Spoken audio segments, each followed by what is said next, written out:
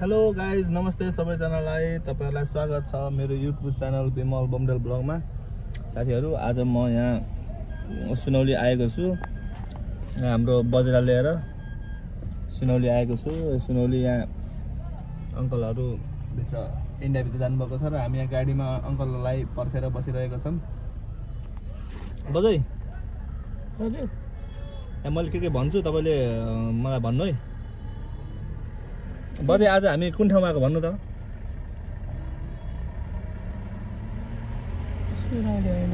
सुनौली हैन यो? तपाई घुम्न आउनु भएको कि दबाई गर्न आएको? दबाई गर्न आएको। दबाई कहाँ गर्न आएको? बुटोल कि सुनौली? बुटोल हो। अनि सुनौलीमा हामी घाम खान आएको नि बजे अब। सुनौली उले सामान लिन आएको राजकुमारले। सामान लिन आएको न।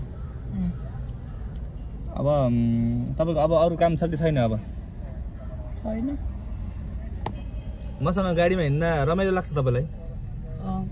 धेरै रमाइलो लाग्छ कि अलिअलि रमाइलो लाग्छ? धेरै रमाइलो लाग्छ। मसँग गाडीमा हिँडेको कति वर्ष भयो तपाई? भयो होला